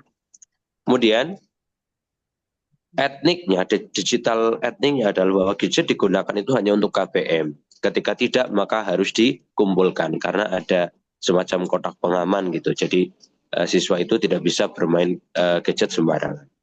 Kemudian dampaknya jika tidak diselesaikan, maka peserta itu akan merasa bahwa pelajaran itu nggak penting. Mereka hanya akan berpaku pada hasil tes yang baik tanpa tanpa memperhitungkan kontribusi yang mereka dapatkan. Dan itu terbukti ketika terjadinya tes, mereka akan sibuk mencari jawaban yang benar. Mungkin itu untuk isu yang kami angkat. Yang terdampak ya otomatis peserta didik, guru, dan madrasah secara umum. Sekian, Bu Ratna. Maaf, kurang kondusif. Baik, selanjutnya akan saya lanjutkan. Saya menggali masalah di tempat satker saya, UIN Raden Masek Surakarta, dengan isu utama adalah maraknya plagiarisme dilakukan di kampus, di mana terjadi seringkali plagiarisme baik untuk makalah, skripsi, maupun untuk penyelesaian bahkan disertasi. Dampak isu ini adalah menurunkan kredibilitas penulis, peneliti, kemudian merusak reputasi akademik maupun profesional, menghambat kreativitas dan inovasi, dapat terkena sanksi hukum atau akademik dari DO maupun nanti pencopotan gelar, kemudian merugikan penulis asli karena karya mereka dicuri. Nah, dari sini saya kaitkan dengan nilai-nilai pilar digital kemarin. Yang pertama dari digital skill, solusinya adalah segenap sivitas akademika memerlukan kemampuan penggunaan aplikasi set manager supaya dapat melakukan pengutipan dengan baik dan benar, terutama untuk mahasiswa semester S1 gitu. Kemudian dari digital culture, segenap sivitas akademika dituntut lebih sadar pentingnya mencantumkan sumber hak cipta dan originalitas karya. Sedangkan dari digital etik mendorong kolaborasi yang sehat dengan mencantumkan sumber asli. Nah, nanti plagiarisme akan merusak kepercayaan dan mengurangi integritas. Sedangkan dari digital safety, teman-teman mahasiswa kami himbau untuk menggunakan tools plagiarism checker itu ya, di mana akan membantu mendeteksi dan mencegah plagiarisme. Nah, hal ini sebenarnya sudah mulai dijalankan, tetapi belum maksimal. Jadi dan apa namanya saat mereka mengerjakan tugas akhir, baik S1, S2, ini banyak yang lolos gitu. Dan dari kami, apa namanya, solusinya adalah hal-hal seperti ini dilakukan semenjak mereka mendapatkan tugas dari semester 1. Tentu saja pihak yang terdampak adalah pemilik karya asli, dosen, mahasiswa, dan institusi itu sendiri. Mungkin itu saja dari saya, bisa dilanjutkan dengan teman saya selanjutnya. Terima kasih. Baik, Mas Reza. baik. Terima kasih, Pak Bagus. Baik, saya bacakan aja dari sisi saya, oke. Ibu. Ini mungkin fontnya Ya, jadinya comfortnya ya. berubah ya. Jadi untuk isu dari tempat saya sendiri, saya Muhammad Reza Maulana dari UIN Kiai Haji Abdurrahman Wahid Pekalongan. Jadi isu utama yang saya pilih di sini adalah belum optimalnya mekanisme peminjaman ruang dan peralatan di lingkungan instansi. Jadi untuk isu ini berangkatnya adalah dari observasi yang sudah dilakukan bahwa proses peminjaman ruang dan peralatan ini belum terintegrasi dengan sistem digital. Hal ini sering menimbulkan jadwal penggunaan ruangan maupun alat itu menjadi bentrok. Baik untuk kegiatan akademik maupun untuk kegiatan non-akademik, sehingga akhirnya ada kegiatan-kegiatan yang tertunda, kemudian juga menurunnya kualitas pelayanan. Nah, dampak isu ini adalah terjadinya bentrok penggunaan ruang, kemudian yang kedua menurunnya kualitas kegiatan akademik maupun non-akademik, yang ketiga menimbulkan konflik antar unit ataupun pengguna, kemudian efisiensi waktu dan produktivitas pegawai menjadi berkurang. Nah, kemudian untuk pilar digital terkait di sini, terkait dengan isu ini, dari digital skill, pegawai memerlukan keterampilan untuk penggunaan aplikasi atau sistem informasi, peminjaman ruang dan aset secara efektif. Kemudian untuk digital culture sendiri ini nanti perlu dibangunnya budaya kerja yang mengutamakan transparansi, kolaborasi, dan akuntabilitas melalui pemanfaatan sistem digital dalam setiap proses peminjaman ruang maupun alat. Kemudian untuk digital ethics sendiri, penggunaan ruang dan aset harus berlandaskan etika digital seperti kejujuran dalam pengajuan peminjaman, bahwa ruangan ataupun peralatan yang digunakan itu digunakan untuk kegiatan-kegiatan akademik maupun non-akademik. Kemudian tidak melakukan manipulasi data jadwal serta menghargai pihak pengguna yang lainnya. Kemudian terkait digital safety, data peminjaman, jadwal kegiatan, dan yang lainnya ini perlu dilindungi agar tidak bocor serta memastikan sistem memiliki keamanan yang memadai. Kemudian pihak yang terdampak siapa saja? Di sini ada dosen, teknik, mahasiswa, maupun pimpinan instansi. Demikian dari saya, silahkan bisa melanjutkan yang lainnya.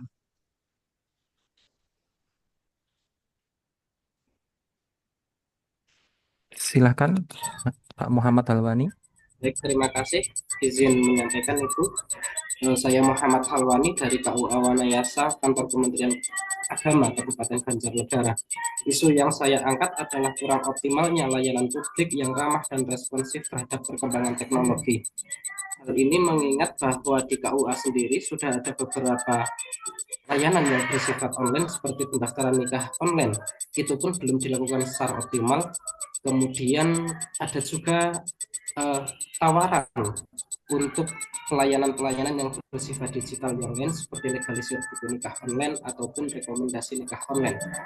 Hal ini mengingat bahwa kondisi geografis di Kecamatan Wanayasa itu luas dan jarak antara satu desa dengan KUA itu jauh, sehingga memerlukan inovasi digital bagi pelayanan di KUA.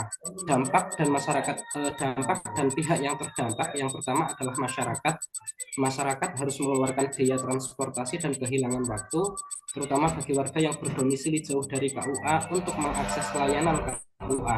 Kemudian bagi KUA sendiri, kurang optimalnya layanan publik yang bersifat digital mengakibatkan kurang efektif dan efisiensinya pelayanan publik.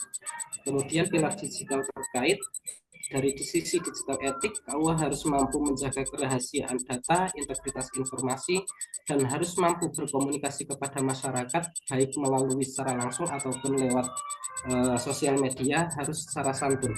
Kemudian dari sisi digital culture, dengan memanfaatkan teknologi, KUA dapat menciptakan budaya pelayanan yang terbuka, harmonis, efektif, dan efisien. Kemudian dari sisi digital safety, KUA perlu menjamin perlindungan data masyarakat pengguna layanan KUA. Dan terakhir, digital skill, pegawai KUA juga harus memiliki kecakapan dalam menggunakan aplikasi atau pelayanan yang berbasis digital. Terima kasih, Ibu. Selanjutnya, Mas Bagus. Baik, terima kasih untuk Pak Halwani. Selanjutnya, Bapak Okinawa Hari. Ya, izin Ibu untuk mempresentasikan. Saya Okinawa Hari Menaik Panjaitan, penyuluh agama Kristen Kemenak Kabupaten Cilacap. Isu yang saya angkat di sini adalah belum optimalnya penyuluhan secara interaktif dan kreatif dikarenakan kurang kreativitas dan penggunaan media online interaktif di kalangan umat. Dan belum optimalnya pembelajaran dan penyuluhan yang bersifat interaktif dan kreatif di masyarakat ini disebabkan karena kurang kreativitas serta keterampilan dalam menggunakan media interaktif. Sebagian besar masyarakat itu masih terbiasa dengan pola penyuluhan atau pembelajaran, sehingga interaksi digital belum berjalan maksimal. Hal ini menunjukkan adanya keterbatasan dalam penguasaan literasi digital yang komprehensif. Dampaknya, masyarakat cenderung pasif karena belum terbiasa menggunakan aplikasi interaktif seperti Padlet, kemudian Mentimeter.com dan juga Google Form. Kemudian minimnya antusiasme membuat pesan atau materi tidak terserap dengan baik. Kemudian rendahnya kemampuan berinteraksi melalui media online menghambat peningkatan kapasitas dan literasi digital, serta membuat masyarakat tertinggal dalam literasi digital. Untuk digital skills-nya, keterampilan digital, keterbatasan masyarakat. Mungkin bisa lanjut ke isu yang lain ya. Saya khawatirnya nanti melebihi 4:30 nanti jenengan belum pada sholat asar. Nanti untuk pemaparan selanjutnya mungkin langsung ke isu sama deskripsi isunya nggih. Untuk mempersingkat waktu nggih. Untuk digital skill, keterampilan digital. Di skip aja Pak ke isu yang berikutnya aja nggih. Oke. Oke, terima kasih. Bacakan Selanjutnya isu sama untuk deskripsi isunya aja nggih. Baik, saya Nurul Diastuti, guru TIK di MTS Negeri 9 Sleman. Isu yang saya angkat kurangnya pemahaman siswa terhadap materi pembelajaran di kelas, khususnya pada mata pelajaran informatika. Deskripsinya satu pendekatan materi yang terlalu teoritis tanpa implementasi praktis yang menarik. Yang kedua, guru belum optimal memanfaatkan teknologi dan pendekatan berpikir kritis, berpikir secara computational thinking. Yang seharusnya menjadi inti dari pembelajaran informatika. Seperti itu. Monggo selanjutnya.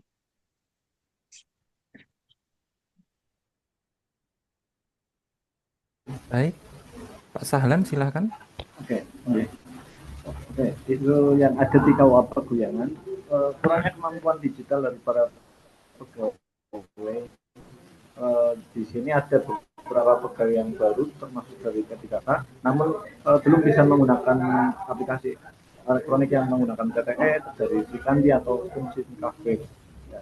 Yang mana dampaknya yang terjadi di KUA, layanan TTE, tanda tangan yang manual, apalagi dengan kondisi kepala KUA di sini masih PLT yang bekerja di 2 kantor, ini sangat mengganggu ketika staf itu tidak bisa menggunakan aplikasi Srikandi, maka itu sangat terganggu menunggu kehadiran dari kepala. Nah, untuk contoh lainnya adalah SIMKah. Kalaupun SIMKah ini hanya bisa digunakan oleh beberapa orang. Kesulitan yang terjadi ketika ini tidak orangnya tidak hadir, maka yang lain tidak bisa menunggu. Solusi yang sudah saya laksanakan, saya sendiri sudah memberikan pelatihan ke teman-teman, karena saya sebelumnya di KUA juga, sebelum CPNS saya P3K, itu saya membantu sharing ilmu, melakukan pelatihan-pelatihan kecil ke teman-teman pekerja yang ada di sini.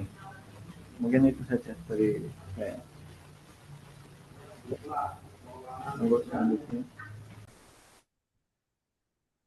Baik, selanjutnya Bu Iya. Novia Milan Oh ya, terima kasih Pak Pustikasari. Ibu izin.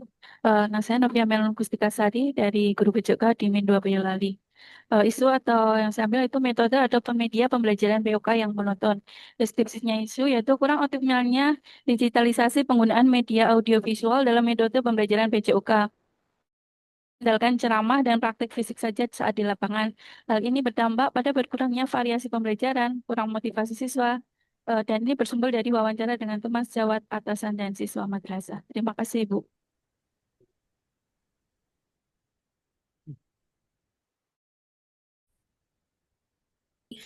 Baik, selanjutnya Bapak Muhammad Rizky. Warahmatullahi wabarakatuh. Waalaikumsalam. Mungkin kalau isu di tempat saya sendiri di Kemenak Kota Semarang, yaitu kemampuan IT ASN belum merata, selain juga karena memang skillnya sendiri, juga masih kurangnya literasi digital. Nah, adapun dampaknya itu juga ada yang dampak ke ASN itu sendiri, tim internal atau sesama teman-teman di Kemenak Kota Semarang, masyarakat, serta pusat. Untuk detailnya seperti yang ada di slide tersebut. Demikian dari saya. Wassalamualaikum warahmatullahi wabarakatuh. Waalaikumsalam. Selanjutnya Ibu Nur Fatimah. Baik, terima kasih Bapak Ibu. Mohon izin abaikan apa yang ada di tampilan dan fokuslah terhadap apa yang akan saya sampaikan. Untuk isu yang saya dapatkan di Satker saya Fakultas Usuluddin dan Dakwah UIN Raden Mas Said Surakarta masih tetap di belum optimalnya website program studi komunikasi dan penyiaran Islam di Fakultas Usuluddin dan Dakwah UIN Raden Mas Said Surakarta. Untuk pihak yang berdampak tentu dari pihak prodinya. Maka yang akan saya lakukan adalah nantinya membangun prodi dalam tampilan website yang lebih informatif, data yang lengkap, yang interaktif, yang modern, dan juga mampu membentuk citra positif atau mampu membranding prodi KPI itu sendiri supaya lebih marketable. Terima kasih. Baik, mungkin itu saja dari kelompok 4, Ibu. Oke. Baik ya, close dulu untuk kelompok 4. Saya akan bahas mungkin ya secara umum, secara keseluruhan. Yang pertama Bapak dan Ibu nggih, yang pertama mungkin nanti untuk isu-isu ini Pak Andi Gustanto ki kok sing ngetutke akeh men kowe. Siji, loro, telu, papat tuh lho. Do penasaran ya jam 4 kok mulai ngono ya Pak Andi. Nggih Bu, ini senior-senior nih Bu. Lah iya, do penasaran sampai do ngintek-ngintek ya Allah. Nggih. Oke ya, baik Bapak dan Ibu. Yang pertama ya, memang ketika kita menentukan gitu ya, ketika kita menentukan isu ini bersumber dari mana, ini kadang-kadang bingung gitu ya. Bingung ini tuh sebenarnya masuk pada manajemen ASN atau smart ASN, walaupun sebenarnya tadi ada beberapa yang sebenarnya ada kata kunci gitu ya. Ada kata kunci misalnya, tadi saya ambil satu, misalnya di kelompok satu. Di kelompok satu itu tadi ada isu terkait kesenjangan kompetensi digital pada KUA mana. Mungkin maksudnya itu bukan pada KUA ya, pada pegawai KUA gitu ya. Ya tadi yang kelompok satu. Maka ketika di situ kata kuncinya adalah digital skill, oke, berarti isu tersebut itu masuknya pada manajemen ASN atau smart ASN. Ini karena tadi di kelompok 4 ini juga tadi ada yang mengangkat terkait tentang digital skill dari pegawai ini yang masih yang belum terbentuk gitu ya. Maka sebenarnya ketika panjenengan itu menentukan sumber isu berasal dari mana, itu Bapak dan Ibu lihat dulu sumber isunya. Karena memang beberapa ya tadi dari penjelasan panjenengan ini ada yang itu dimasukkan dari Smart ASN, tetapi itu sebenarnya adalah solusi yang ditawarkan. Jadi tadi ada kelompok satu, sebenarnya penjelasannya itu adalah ke Smart ASN, tapi dimasukkan di dalam manajemen ASN. Kemudian terkait isu-isu yang misalnya tentang kurangnya infrastruktur dan sarpras. Ini betul masuk di dalam manajemen ASN ya. Hanya nanti saya sarankan Bapak dan Ibu jangan mengangkat isu tersebut menjadi core isu. Kenapa Bapak dan Ibu? Karena panjenengan sebagai seorang CPNS ini tidak akan bisa menyelesaikan sendiri. Karena ini nanti yang diharapkan gagasan kreatif yang panjenengan itu nanti berikan untuk memberikan solusi atas isu yang ada di instansi Bapak dan Ibu adalah sesuai dengan tusin jenengan. Tentunya ketika sarana prasarananya tidak ada, ora ana LCD nih, masuk ya jenengan CPNS meneko LCD, gaya banget kan gitu kan. Nggak mungkin kan? Ya kan? Ya ini nggak apa-apa Bu, boleh nggak kalau itu diangkat sebagai isu? Kalau deskripsi isu monggo. Tapi saya sarankan jangan nanti ketika di APKL, kemudian jenengan USG, terus itu jenengan angkat sebagai core isu. Karena tadi di kelompok 4 juga ada. Di kelompok 4 tadi ada yang menyebutkan belum optimalnya mekanisme. Oh, ini tentang peminjaman ruang. Enggak, tadi ada lagi yang kaitannya dengan sarana prasarana. Jadi nanti tolong kaitannya isu-isu yang sekiranya jenengan itu tidak bisa menyelesaikan, itu jangan diangkat core isu.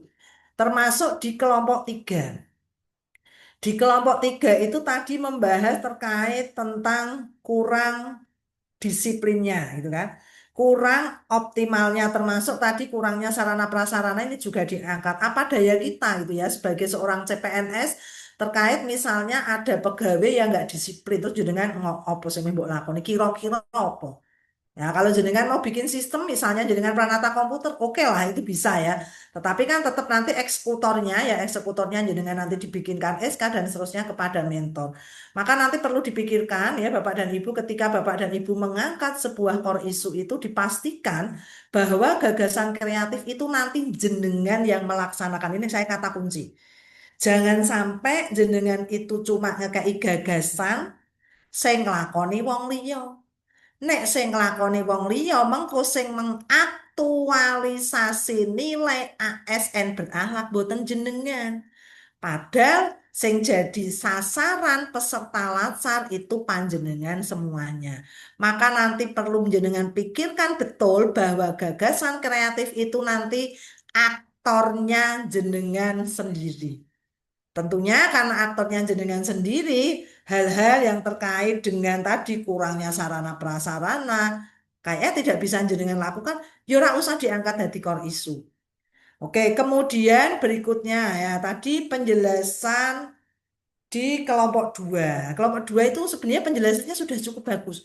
Kurangnya pola hidup sehat di MTSN 9 Gunung Kidul. Penjelasannya di situ sudah jelas banget. Berarti di situ adalah terkait tentang berorientasi pelayanan. Berarti nek kaitannya karo berorientasi pelayanan iki manajemen ASN apa smart ASN? Aku tak teko. Manajemen Oh, ASN. gini ya ASN. pinter no toh. ASN. Berarti nanti kalau kaitannya permasalahannya itu adalah misalnya terkait dengan nilai ASN, tentang kewajiban, tadi ada yang mengangkat tentang pengembangan karir dan seterusnya, itu berarti nanti masuk di dalam manajemen ASN. Karena nantinya Bapak dan Ibu ya di dalam rancangan aktualisasinya, ini saya kasih contoh. Ya, ini contoh. Jadi nanti Bapak dan Ibu tidak hanya sekedar Bapak dan Ibu menyebutkan, oh isu pertama ini terkait manajemen ASN Bu Ratna, tidak. Tetapi nanti Bapak dan Ibu sub dari manajemen ASN itu apa? Misalnya ini ada contoh belum optimalnya panduan etika dosen. Maka isu ini termasuk dalam kategori manajemen ASN. Kenapa kok nih manajemen ASN? Karena berkenaan dengan kewajiban ASN. Tadi juga saya menjadi tertarik yang terkait plagiasi. Mau kelompok piro mau yo? Sing banyaknya plagiasi. Saya Ibu, saya Nah, Ibu. 4. terkait plagiasi. Sebenarnya terkait plagiasi itu memang cocoknya kemana? Jelas ke Smart ASN. Kenapa di Smart ASN? Karena di situ yang diangkat nggak perlu empat-empatnya sebenarnya.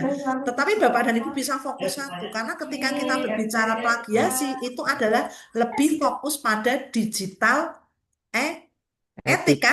Iya, Etika betul. digitalnya dia nggak jalan. Karena dia itu hanya mengambil, tidak menuliskan dari mana. Maka nanti Bapak dan Ibu ketika mendeskripsikan isu, ya fokuskan saja manajemen ASN ini apa pembahasannya. Oh, terkait dengan berorientasi pelayanannya belum jalan. Maka di situ adalah muncul isu tersebut sumbernya dari manajemen ASN. Oh, kalau kaitannya tadi misalnya tentang eh, plagiasi, terkait tentang plagiasi, maka di situ apa? Adanya permasalahan di dalam digital etik, maka di situ permasalahannya adalah smart ASN. Artinya Bapak dan Ibu ketika panjenengan itu menyimpulkan ini adalah smart ASN atau manajemen ASN, Bapak dan Ibu tetap harus melihat dari sub-sub pembahasan pada manajemen ASN atau smart ASN. Karena nanti baik pada manajemen ASN atau smart ASN, iki mengko biasanya penyelesaiannya itu masih banyak dengan smart ASN atau dengan digitalisasi. Hanya fokus pembahasan pada bab 2 itu belum pada gagasan kreatifnya, tetapi pada sumber isunya. Sebenarnya sumber isu ini berasal dari manajemen ASN atau smart ASN. Kemudian yang terkait ini misalnya tadi ini ada yang menuliskan tadi metode atau jadi gini. Jadi ketika jenengan menuliskan isu itu diawali dengan kalimat negatif. Misalnya tadi di kelompok 4 yang pertama tadi itu menuliskan bahwa metode yang digunakan kurang menarik, intinya gitu. Dibalik wae kalimatnya kurang menariknya metode pembelajaran yang digunakan. Nah, terus mau neng kelompok loro ya ngono, neng kelompok loro iki malah isu judulnya optimalisasi. Jenenge isu ki mesti ngarepe kurang, ki mau judulnya dia memunculkan isunya itu optimalisasi. Jadi nek optimalisasi kuwi mengko jadi judul RA-ne jenengan. Isune apa? Isune kurang optimalnya digitalisasi arsip nikah. Nah, maka ki mau sapa sing optimalisasi. Nek misal isune itu kurang belum optimalnya digitalisasi arsip nikah di KUA mana, maka nanti judul RA-ne apa? Judul RA-ne mesti mengko optimalisasi arsip nikah Dengan apa di KUA mana? Dengan apa itu apa? Di dalam judul itu jenengan harus memuat 3 hal. Yang satu itu adalah isu, tapi kalimatnya tidak nanti, bukan Bu Ratna ini ngomongnya judulnya ono isu nih. Tapi mengko ya kurang optimalnya nanti dibuat kalimat positif gitu kan. Kalimat positif dari isu, core isu, maaf. Yang kedua, gagasan kreatifnya panjenengan. Dan yang ketiga itu lokus dari panjenengan. Itu harus termuat. Jadi orang membaca judul langsung ngeh. Oh, iki masalah.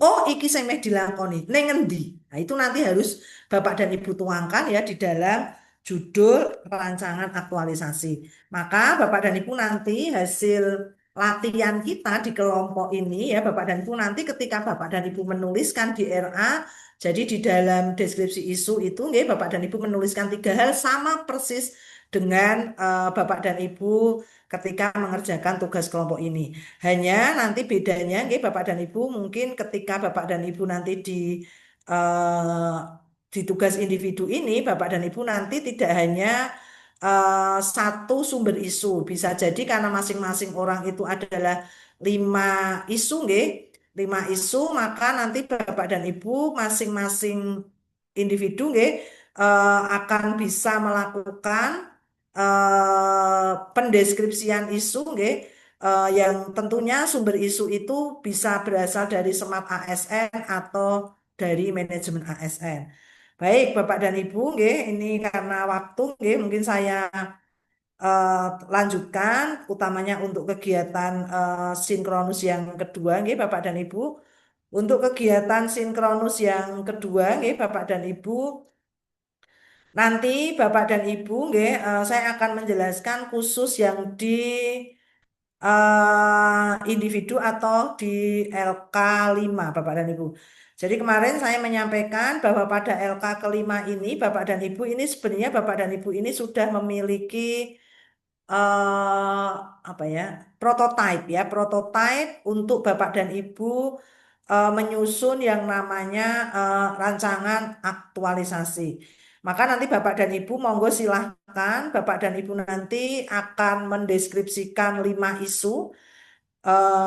Cara mendeskripsikannya sama persis seperti tugas kelompok, hanya mungkin nanti Bapak dan Ibu isu tersebut tidak harus dari manajemen ASN, tetapi bisa dari manajemen ASN atau Smart ASN, atau bahkan satu isu tersebut bisa bersumber dari 2, bisa manajemen dan atau Smart ASN itu bisa.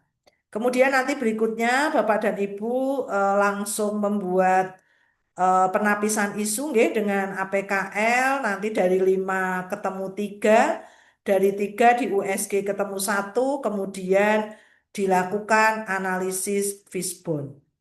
Dari analisis fishbone nanti Bapak dan Ibu langsung menuliskan gagasan kreatif. Yang ini nanti akan jadi model ya atau menjadi prototipe panjenengan untuk menyusun rancangan aktualisasi. Tentunya Bapak dan Ibu, karena ini nanti tugasnya individu, besok kita kegiatan sinkronus, nggih, jam 1, ya tentunya besok tidak akan semuanya bisa kita paparkan, tetapi ini ya agak sedikit dipaksa gitu ya. Karena nanti jenengan ketika sudah masuk pada agenda 4 habituasi ini semuanya harus sudah punya ide. Nah nanti tugas ini dikumpulkan besok maksimal jam 12 siang ya Bapak dan Ibu. Besok paparannya akan saya acak gitu ya. Besok akan saya acak, tentunya tidak semuanya akan maju, tetapi harapannya dari teman yang maju itu nanti bisa panjenengan semuanya bisa mendapatkan masukan ya untuk hasil karya panjenengan masing-masing. Gitu Bapak dan Ibu, monggo ada pertanyaan terkait dengan asinkronus yang kedua atau penugasan untuk asinkronus yang kedua atau yang ini kita kumpulkan besok jam 12 karena besok kebetulan kita jam 1 ya Bapak dan Ibu, besok pagi saya juga masih bertugas nguji seminar laporan aktualisasi periode ketiga Bapak dan Ibu. Jadi sama kalau jenengan maratonnya malam ya Bapak dan Ibu, pagi juga saya nanti malam juga maraton karena mau nguji. Jadi mau nggak mau ya harus baca makalahnya terlebih dahulu karena besok pagi mau menguji. Monggo silakan ada pertanyaan dulu Bapak dan Ibu dipersilahkan. Izin Terkait bertanya Ibu. monggo silakan. Biasa Bu, terkait deadline, berarti untuk lembar kerja 4 yang berupa video dan lembar kerja 5 yang berupa tulisan PDF, itu deadline-nya sama nggih? Hari besok jam 12. Utamakan yang LK5 dulu lah, nek sing LK4 rodok molor-molor sidik sisuk ya ora apa-apa. Sesuk ben anu ya ora apa-apa, sing penting LK5. Alhamdulillah. Nggih. Ya, molor-molore Mohon sidik lah sangat. sampai sesuk jam bengi ya ora apa-apa lah. Oh, nggih, Pokoknya siap Bu. sampai ke Kemis itu juga nggak masalah. Yang penting LK5-nya dulu. Karena yang Nggih, utama siap. sebenarnya adalah yang di LK5 ini ya, sehingga besok ketika jenengan itu sudah, kalau coaching 1, 2, 3 kan belum masuk ke pembimbingan biasanya ya. Nanti kalau sudah mulai ke pembimbingan 1, para coach itu menyampaikan penjadwalan atau desain pembelajaran untuk agenda 4. Kalau saya coachnya biasanya pembimbingan 1 udah mulai tak tanya. Core isunya apa, judulnya apa. Sehingga nanti ke berikutnya nanti kan ada sesi tanya jawab ya. Jadi paling tidak jenengan itu sudah punya bayangan gitu ya. Sudah punya bayangan core isu kuki opo, gagasan kreatif kuki opo, judulku opo gitu. Ya, jadi ini Bapak dan Ibu ya, nanti monggo Bapak dan Ibu menyelesaikan untuk LK5 dulu, fokus dulu karena besok siang akan saya review ya bareng mungkin sekitar 5 orang. Saya biasanya nggak terlalu banyak, tetapi yang memaparkan nanti 1 orang. Kalau besok biasanya langsung 1 orang langsung saya review Bapak dan Ibu supaya Bapak dan Ibu bisa segera mendapatkan masukan gitu ya untuk memperbaiki hasil milik panjenengan masing-masing. Gitu ya Bapak dan Ibu. Ibu, Maaf, Ibu izin bertanya. Monggo. Ada batas untuk lembar halamannya tidak? Terima kasih. Enggak ada. Enggak ada, tetapi minta tolong nanti di bagian deskripsi isu nanti disesuaikan dengan seperti tugas kelompok ini. Enggak ada batasannya, enggak ada. Ya, tapi paling tidak nanti kegiatannya ya. Oh, ini berarti saya jadi mengingatkan saya. Nanti di kegiatan dalam gagasan kreatif ini minimal 5 Bapak dan Ibu. Di mana 5 itu harus memuat unsur manajemen ya. POAC. Apa POAC? P itu apa? Planning, Actuating, organizing, OC, organizing, actuating, terus controlling. Kontrol. Nah, nanti tapi ora terus kegiatannya nomor 1 merencanakan, nomor 2 mengorganisasi ora lho ya. Kegiatan mengorganisasi itu kan banyak ya, mengatur, gawe jadwal, macam-macam itu mengorganisasi. Gitu ya. Jadi kegiatannya adalah minimal 5 kegiatan, di mana 5 kegiatan itu mengandung unsur POAC.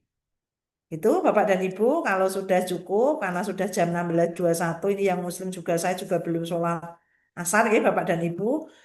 Mari kita cukupkan sekian, sampai ketemu besok siang jam 13, nanti khusus untuk kelompok 4, habis sinkronus yang ketiga, kita maraton langsung ke coaching agenda 1, 2, 3 ya Bapak dan Ibu. Jadi besok kita sinkronus sampai jam 3, habis itu kita langsung coaching 1, 2, dan 3. Baik, Oke. Ibu. Oke, Bapak dan Ibu, matur nuwun untuk hari ini. Tetap semangat, jaga kesehatan, jangan lupa Bapak dan Ibu, karena ini hari-hari yang berat ya bagi Bapak dan Ibu sampai nanti minggu depan menyusun rancangan aktualisasi, gawe paparan, dan seterusnya. Terima kasih Bapak dan Ibu semuanya. Mari kita akhiri. Monggo untuk yang beragama Muslim bisa membaca tahmid. Alhamdulillahirrabbilalamin. Selamat sore, salam sejahtera untuk kita semuanya. Wassalamualaikum warahmatullahi wabarakatuh. Waalaikumsalam warahmatullahi wabarakatuh. Ibu sehat selalu semuanya, sehat-sehat. Terima kasih semuanya. Terima kasih, Ibu. Silakan meninggalkan